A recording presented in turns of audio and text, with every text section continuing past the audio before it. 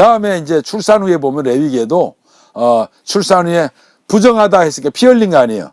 그러니까 죄를 속죄제를 드리라는 거는 출산 후에 부정하다는 말을 듣고 난 뒤에 그걸 제사를 드리는데 정말 부정해서 제사를 드리는 게 아니라 여기에 속죄제는 기본적으로 죄의 용서를 받기 위해서 드리는 제사가 아니라 이제 그 산열 있죠. 출산하기 피 흘린 거 이런 거에 대해서 제사장이 선포를 받는 거예요. 이 사람은 이제 제사를 통해서 40일 됐습니다. 80일 됐어 와서 제사를 지내면 제사장이 선포를 합니다. 이제 우리 저 A라는 이 여자가 출산해서 이제 정상으로 돌아왔습니다. 그래서 이제 정상적으로 이제 일도 해도 되고 정상적으로 이 공동체 일원으로서 일해도 되고 남편하고 이제 합방을 해도 됩니다는 그런 외형적인 선포의 이미지를 그걸 담고 있는 겁니다. 그러니까 여러분 우리가 레위 같은 데 보면 부정하다는 말 자체를 가지고 잘못하면 오해할 수 있는데 이런 뜻이 있습니다. 그래서 이제 아기 예수님께서 출생한 후에도 이 이제 속죄제 비슷한 정결의식을 치른 적이 있죠. 누가복음 보면 읽어볼까요? 모세의 법대로 이제 나오는데 레위기 12장 8절에 나온 말대로 정결의식이 날이 참에 아기를 데리고 예수님을 데리고 예루살렘에 올라간 이는 주의 율법에 쓴 바 처음 난 남자마다 주의 거룩한 자라 하리라 한 대로 아기를 죽게 드리고 또 주의 율법에 말씀하신 대로 산 비둘기 한 쌍이나 혹은 어린 집 비둘기 둘로 제사하려 합니다. 이렇게 이제 해서 아이 낳았다는 거와 하나님께 이제 우리가 말한 출생신고 같은 그런 의미도 가지고 있습니다. 하여튼 이 부정하다는 말을 그 뒤에 살펴보면 좋은 교훈이 있습니다. 그래서 이제 우스갯소리 이런 말도 있습니다. 왜 하나님께서 어머니를 보내는 줄 아느냐?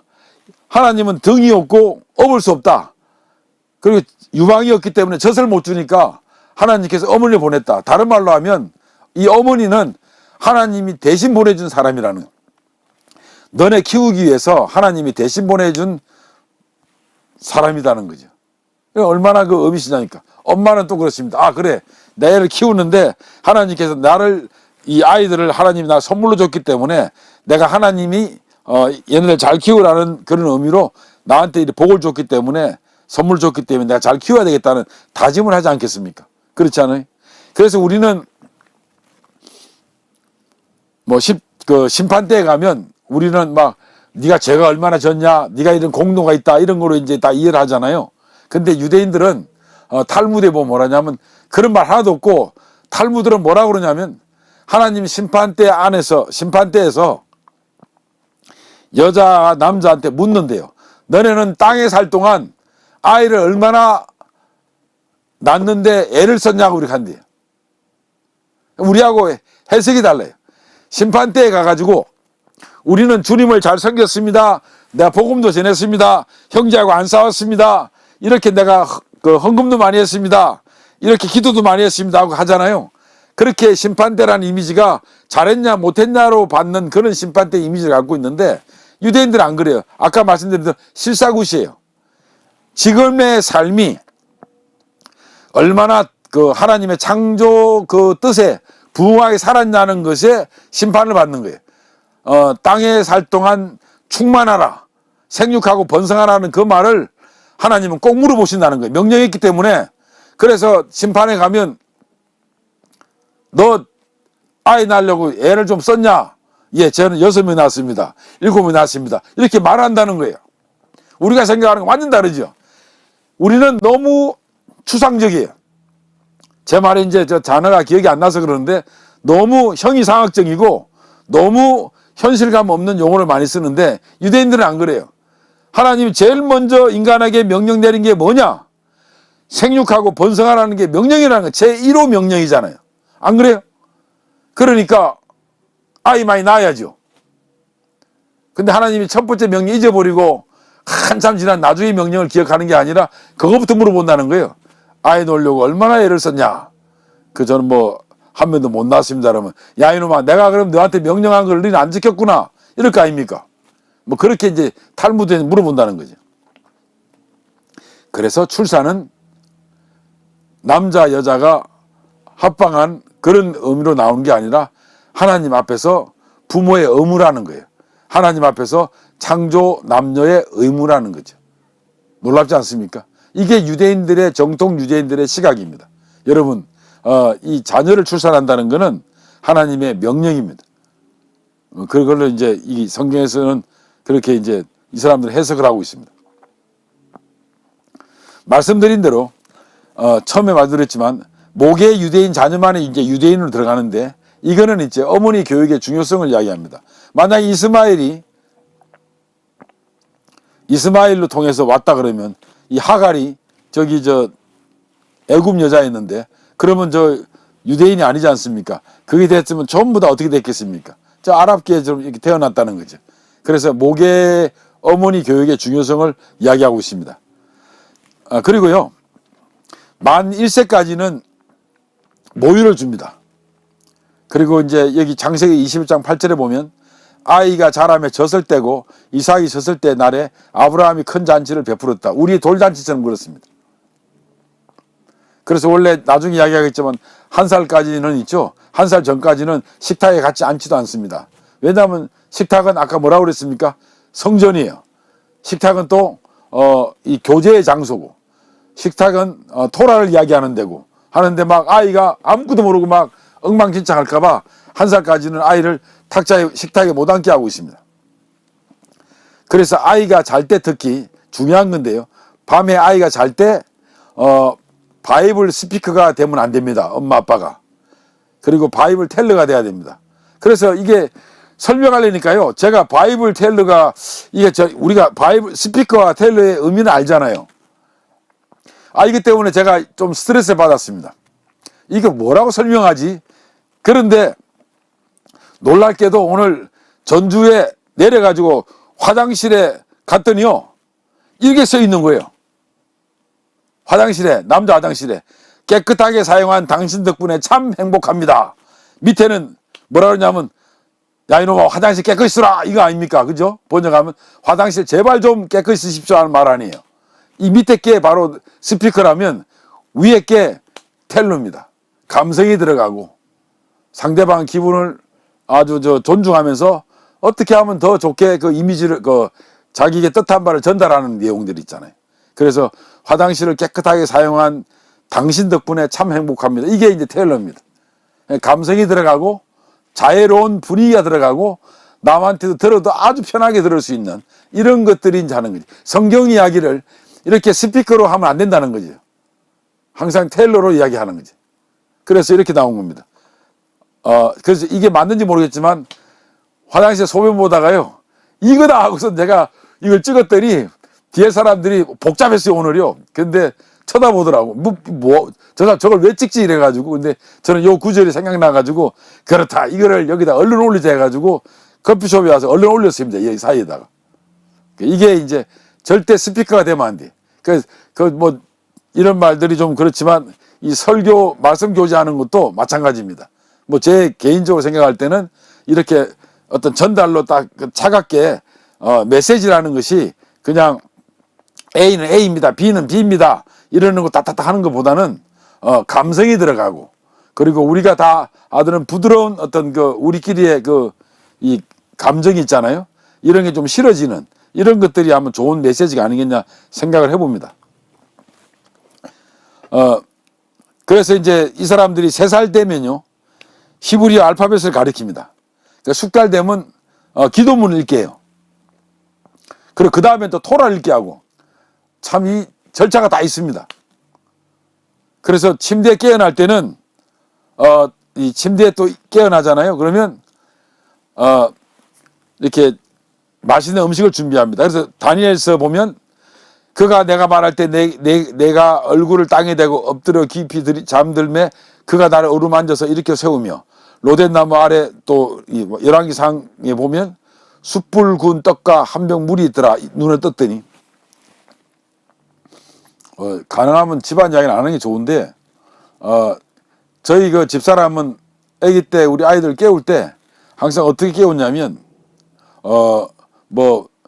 이렇게 우유에다가 담는 거 있죠. 그런 거를 줄까 안 그러면 샌드위치 먹을래? 깨울 때 그냥 일어나라 하지 않고 뭐 먹을래? 뭐 먹을래? 가지고 메뉴를 두세 가지, 서너 가지 이야기해 줘요. 그럼 아이가 거기서 먹는 거기 때문에 혹하잖아요. 그래서 나는 오늘 샌드위치 먹을래. 나는 오늘 무슨 빵에다가 잼 발라 먹을래. 뭐 이런 식으로 있죠. 그냥 우유와 마실래 이렇게 전하면 오케이 하고 그러면 이제 가면 아이가 이제 그 대답할 정도면 반 이제 정신이 깬 거 아닙니까? 그죠? 그래서 나는 그거 보고 이런 규절이 많이 생각났어요. 항상 저는 집사람이 아이를 깨울 때 항상 그랬습니다. 오늘은 이거 먹을까, 이거 먹을까, 이거 먹을까 해가지고 아이를 침대에다가 누워있는 아이한테 일어나라, 일어나라, 학교 가야지 하고 깨우지는 않고 그렇게 이야기를 했습니다. 뭐 먹을래, 뭐 먹을래 이래가지고. 그럼 아이가 선택하게 하고, 그럼 저는 꼭 이런 이제 철학 열왕기 상이 항상 떠올랐습니다. 아, 저러구나 해가지고. 뭐 그런, 집집마다 다르겠지만, 유대인들은 그렇게 합니다. 그렇게 하고, 그래서 이거는 제가 이제 우리 보면 우리의 그 단동식품이라고 있죠. 그게 뭐냐면 이거입니다. 우리가 막 도리도리 이렇게 뭐 흔들잖아요. 이거 참 우리나라 거 좋은 게 많아요. 그러면 머리를 좌우로 흔들면서 이리 생각하고 저리 생각해보고 해서 하늘의 이치와 만물의 이치가 도리가 뭘까 깨닫는 거예요. 도리도리. 그냥 도리도리가 아니고요. 어린아이 보고 도리도리 하는 게 아니라 다 뜻이 있습니다. 근데 우리는 안 가르치잖아요. 그냥 도리도리 하잖아요. 애만 넣으면 도리도리 뭐 짝짝꿍 이러잖아요. 다 의미가 있는 겁니다. 도리도리 하는 거는 사실은 머리를 이렇게 좌우로 흔들면서 하늘의 이치가 뭘까 하는 걸 깨달으라는 뜻입니다. 그 다음에 뭐 곤지 한지 이건 하늘이고요. 이거는 땅입니다. 그래서 이게 곤지 해가지고 있죠. 여기에서 이제 이치를 깨닫게 하는 거죠. 그 다음에 뭐 우리가 짝짝꿍 하잖아요. 이거는 음양의 조화라는 뭐 이런 뜻도 있고요. 그 다음에 더 재미난 거는 잼잼이란 말은 제함이래요, 원래요. 그래서 이 손에 쥐었다 폈다 하면서 있잖아요. 이 깨닫는 건데 결국은 손에 쥔 것도 다 필 수 있으니까 다 내 것이 아니다. 공술의 공수거다 하는 거를 의미를 담고 있대요. 그리고 막 우리가 어비 하고 하는 게 있잖아요. 그건 절대 해서는 안 되는 거지 않습니까? 뭐 이런 것들을 다 이렇게 담고 있다는 우리 육아법에도. 근데 우리는 그런 뜻을 모르고 그냥 무조건 그렇게 하고 있는데 그런 건 좀 이런 것들은 좀 단동식품 이런 것들은 좀 우리가 키워서 좀 알았으면 좋겠습니다. 뭐 이게 오늘 유대인 거 하다가도 제가 우리나라 거에도 좋은 게 많다는 거를 좀 이렇게 하고 싶어서 이렇게 좀 준비를 해봤습니다. 이거는 참 되게 중요한 이야기인데요. 지난번에 이제 말씀드린 것처럼 한 시간 전인가요? 그랬는데 이 자녀를 축복하는 것도 좀 배우면 좋습니다. 안식일에 부모가요 아내 이마에 입을 맞춰요. 입을 맞춘다고요. 그 다음에 아들에게는 뭐냐면 하나님 저의 아들이 에브라임과 므낫세 같이 되도록 하소서 이렇게 하는 거예요. 그러니까 에브라임과 므낫세이 뭐냐면 야곱의 축복을 받은 거 아니에요. 그리고 딸에게는 하나님 저의 딸이 사라와 리브가와 라헬과 레아 같이 되도록 하소서 축복 기도를 해버려요. 그러면 안식일 때마다 일주일에 한 번씩 아버지가 엄마를 찬양하고 엄마가 이 땅에 있어 엄마가 여기 있어 너무 고맙고 당신이 우리 집에 등불이요 당신이 우리가 정말 당신 때문에 아이들이 잘 컸고 하고 막 아내를 막 이렇게 띄우고 찬양을 하다가 그 다음에 아들에게는 우리 아들이 말씀드린 대로 에브라임과 므낫세 같이 지금 해주고 우리 딸은 사라와 리브가와 라헬과 레아 같이 대로 해달라. 그렇게 기도를 해봐요. 매주마다. 아이들이 또 이 기도 하는구나. 또 이 기도 하는구나. 맨날 이럴 수도 있지만 항상 에브라임 뭐지? 므낫셋이 뭐지? 리브가 뭐지? 라헬가 뭐지? 하는 것에 언젠가는 찾아보고 다 알 거 아닙니까? 리브가에게는 사라에게는 하나님 어떻게 복을 내리셨고 리브가에게는 라헬은 레아 다 나올 거 아니에요. 그리고 아들은 또 맨날 그렇지 나는 에브라임과 므낫세 같이 될 거야. 계속 그런 다짐을 하게 될까? 어릴 때부터 들으니까. 그러니까 얼마나 정상적인 교육이 아니라 얼마나 충분하게 그 아들, 딸들이 어릴 때부터 듣는 이야기가 평생 갈 거 아닙니까? 또 자기들이 자녀가 놓으면 또 그렇게 기도하는 거죠. 그 다음에 이제 그 유명한 기도가 끝나면 민수기 6장 24, 26절 이야기합니다. 여호와는 네게 복을 주시고 너를 지키시기를 원하며 여호와는 그의 얼굴에 네게 비치사 그의 얼굴을 너희 비치사 네게 은혜를 베푸시기를 원하며 여호와는 그 얼굴을 네게로 향하여 드사 평강 주시기를 원하노라. 뭐 이렇게 기도를 하는 거예요. 그러면 그 집안이 뭐 엉망진창 될 수가 없잖아요. 아버지가 항상 들어와 가지고 술 한잔 먹고 와서 두둑이 패고 막 깨고 막 이런 게 아니라 오자마자 어머니를 찬양하고 엄마 이마에 이마를 맞추고 아들에게 그렇게 복을 내리고 딸에게 또 이렇게 축복 기도를 하고 그 다음에 민수기 6장 24절 26절을 보면서 하나님이 네게 복을 주시기를 원하고 너를 지키시기를 원하고 하나님의 얼굴이 네게 비치사 네게 은혜 베푸시기를 원하고 하나님이 네게로 향해서 항상 평강 주시기를 원한다 하고 자식들 앞에서 기도하면 그 자식들이 그 기도를 받고 뭐라 그러겠습니까? 뭐 말씀 안 드려도 뭐 무슨 말인지 잘 아시겠죠? 이 교육인데요. 이 유대인들의 교육법만 보면요. 유대인들은 25가지의 기본 정신이 있습니다. 그게 뭐냐면 기회 있을 때마다 자기네 민족에 긍지를 심어주고 그리고 다른 사람으로부터 받은 피해는 잊지 마라. 그러나 용서하라. 뭐 마사다 같은 거죠. 그리고 히틀러한테 피해 입었던 그 홀로코스트에서 그 당했던 거 그런 것들을 피해는 잊지 마라. 잊어버리지 마라. 그러나 용서는 해주라는 거죠. 그 다음에 부모에게 받은 만큼 자식에게 베풀어라. 그러니까 이거는 부모에게 받은 만큼 자식이 베풀으라는 이야기는 나 부모한테 한 개도 못 받았으니까 자식에게 줄 거 없다는 소리가 아니라 자식한테 베풀 것을 강조하는 거예요. 그렇게 이야기하는 거니까. 그리고 노인을 존경하는 마음을 가져라. 이 아이들이 문화적 유산이라는 거죠. 그 내 것, 네 것, 우리 것을 구별시키라. 저는 어릴 때 애기들한테요, 아들한테, 딸한테 냉장고도 마음대로 열지 못하게 했어요. 그 냉장고는 내 거니까. 네가 나중에 결혼하면 네가 살림을 차리면 뭐 지금은 그러면 못하죠. 다 커가지고 그냥 뭐 우리 아버지가 뭐 되게 이상하다고 할 거 아닙니까? 어릴 때는 네 것, 내 것을 분명히 구분시켰습니다. 그래서 아버지 거 또는 절대 손 못 대게 하고 아이들 거는 내가 절대로 손을 안 댔고 이랬습니다. 그런데 네 것, 내 것이 분명히 구별돼야 되고 그 일례로 이제 막 냉장고문도 마음대로 열어가지고 막 꺼내고 이렇게 못하게 했고 허락을 받게 했습니다.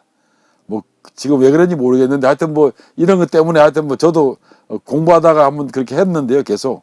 그 다음에 6번에 보면 은은 무거워야 한다. 다만 무겁게 보여서는 안 된다. 그래서 유대인들은요 아주 이 좋은 것들 있잖아요. 이런 것들이요. 이런 것들 외향적으로 하지 않습니다. 그래서 얼마 전에 제가 이제 우리 아이가 좀 가분하게 가분한 걸 하나 시계를 찾기에 내가 그거를 어른들 만나고 누구 만날 때는 그런 시계를 안 찾으면 좋겠다. 뭐 그렇게 큰 건 아닌데 많이 비싼 건 아니지만 제가 보기에는 그래서 그렇게 했더니 알았다고 해서 제가 이런 내용입니다. 은은 무거워야 한다. 그러나 이제 은이 무거우면 돈 낼 거 아닙니까, 그죠? 그러나 그건 외향적으로 무겁게 보면 안 돼. 아무리 실력이 없는 뭐라 그럴까 남들이 뭐라고 그랬어요. 지나치게 그렇게 자기를 내세울 필요가 없는 거죠. 우리는 가만히 보면 외향적인 사람들이 많은데 그럴 필요가 없죠. 유대인들은 실속입니다. 아주 실속입니다. 그리고 용돈을 주고 또 저축하는 습관을 길들인다는 것도 잘 아는 이야기고 몸을 깨끗이 해서 위생상 또는 외견상 이제 이렇게 깨끗이 하라고 그러는데 이거는 뭐냐면 저 사람 상태가 정결하다는 걸 보여주는 거죠. 되게 깨끗하다는 게. 그 다음에 편식을 하지 못하게 하는 거죠. 편식하면 맨날 식사하는데 식탁을 되게 중요하게 생각하는데 하나만 계속 먹으면 그 가족의 공동체 일체감이 깨지잖아요. 우리가 말할 때 식구라고 그러잖아요. 식구. 같이 먹는 거. 입에서 그냥 음식 들어가는 거 아니에요. 그래서 이게 같이 먹는 건데 그거를 일방적으로 한쪽만 편식하게 되면 이 분위기 다 깨는 거죠. 그 다음에 1살 될 때까지 말씀드린 대로 부모와 함께 절대 식탁에 앉지 않습니다. 왜냐하면 그 식탁은 중요한 데인데 거기를 막 애가 막 휘젓고 다니는 걸 못하게 하는 거죠. 그리고 외식할 때는 마찬가지로 어린 자녀를 데려가지 않는 게 왜냐하면 남한테 이제 예의가 아니에요. 그 식당에 막 애들 돼가지고 막 놓잖아요. 유대인들은 식사하는 걸 보면요. 아이들을 하는 데는 따로 있습니다. 그렇게 정확하게 돼 있고 어른들끼리 먹는 데 돼 있고 그 다음에 이 가족의 식사 시간을 되게 활용을 잘하고 있죠. 뭐 이런 것들이요. 그리고 마지막으로 이제 13번에 보면 제한된 시간에 뭐든지 마치는 그런 습관. 제가 근데 그 시간이 6시 6분인데 조금 더 하겠습니다. 그냥 저는 이거 13번을 깨뜨린 것 같은데 저는 웬만한 시간을 다 지키는 편인데요. 다시 한번 보겠습니다. 뭐 이런 것들이 쭉 있는데요. 이거는 그냥 넘어가겠습니다. 여기 이제 19번에 보면 그냥 넘어가겠습니다. 25가지가 있는데요.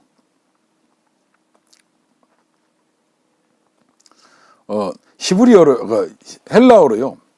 이 배우다는 말은 만타노라는 말인데요. 만다노죠, 만다노.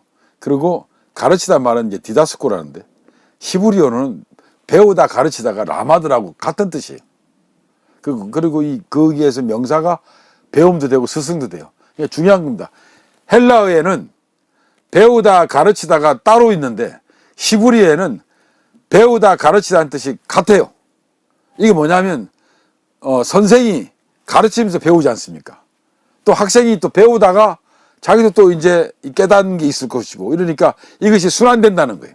그 유대인들은 영원한 스승도 없고 영원한 제자도 없어요. 스승과 제자가 동시성을 가지고 양방향성을 다 가져요. 그래서 스스로 익힌다, 배워서 생활에 옮겨 습관한다는 뜻을 신명기 5장 1절에 말하고 있는데 스스로 익힌다는 말이 배움과 가르침이 동일합니다. 이건 중요한 겁니다. 배우다 가르치다가 똑같습니다. 그리고 우리 쉐마라는 거 있죠, 쉐마. 이 참 좋은 말이죠. 여기에 보면 이스라엘의 교육에 모든 것이 다 액기처럼 들어가 있습니다. 이 쉐마 안에. 여기 이제 쉐마라는 단어를 보시면 되고요. 제가 뭐 시간이 없기 때문에 쉐마가 아주 중요한데요. 그건 하여튼 태어날 때도 신앙 고백으로 쉐마를 암송하고 신명기에 죽을 때도 쉐마 낭송은 끝을 맺습니다. 그래서 쉐마는 신앙 고백의 시작이자 끝이기도 합니다. 그럼 교육 목적이 뭐냐? 교육 목적은요, 카도시입니다. 이 거룩하게 하는 겁니다. 이게 뭐냐면 여러분 우리가 레위기를 읽을 때는 항상 무슨 이야기를 하냐면요. 레위기를 읽을 때 제가 이제 레위기 특강을 하면서 많이 강조했는데 사람들은 레위기를 보면 제사 지낸 방법, 뭐 방법론 뭐 다 따지는데 그리고 뭐 성물에 요거는 예수님의 뭐를 가리키고 피를 가리키고 뭐 하는데 그것도 맞지만 레위기의 핵심은 딱 한 가지입니다. 뭐냐면 내가 거룩하니 하나님은 거룩하단 말이에요. 내가 거룩하니 너네가 나의 백성인데 나하고 대화를 하고 싶고 나하고 교제하고 싶고 나하고 함께하고 싶지 않냐. 너네는 더럽다. 타락했다. 그러니까 너네가 깨끗하려고 애를 쓰고 거룩해져라. 그래서 이러이러한 제사를 지내라. 그래서 나하고 이야기하자 이 말입니다. 나하고 만나자. 나하고 만나고 싶지 거룩한 나하고. 그러면 오려면 너네가 거룩해져야 되지 않냐. 그래서 제사 지내라 이 말입니다. 동시에 그 거룩함이 종교적으로는 그렇지만 세상적으로도 너네들이 거룩해지려고 애를 써야 된다는 거죠. 뭐 이런 것들이 다분히 포함되어 있는 그런 용어입니다. 그래서 여러분 그 레위기의 핵심은 내가 거룩하니 너희도 거룩하라. 어떻게? 종교적으로 이렇게 해서 나하고 교제하려고 동행하기 위해서 거룩하고 세상에서도 너네들이 이렇게 거룩하게 살아야 되지 않느냐. 그래서 오늘날 우리 그리스도인들이 거룩하다고 하나님 믿어서 이제 성별된 구별된 존재라고 한다면 하나님의 거룩한 하나님 만나기 위해서 늘 마음을 다 가다듬고 항상 조심해야 되겠지만 신앙적으로도 세상과도 빛과 소금이 되는 거룩한 삶을 지향하는 그런 게 있어야 될 것입니다. 이게 뭐 아직 많이 남았는데요. 이런 식으로 할 수밖에 없는 시간이 너무 지나서 제가 다음 기회가 되면 또 하겠습니다. 많은 것을 준비했는데요. 시간이 너무 가네요. 제가 246개 정도가 있거든요. 다음에 기회가 되면 한 번 더 하고 요까지만 제가 하도록 하겠습니다. 들어주셔서 감사합니다. 감사합니다.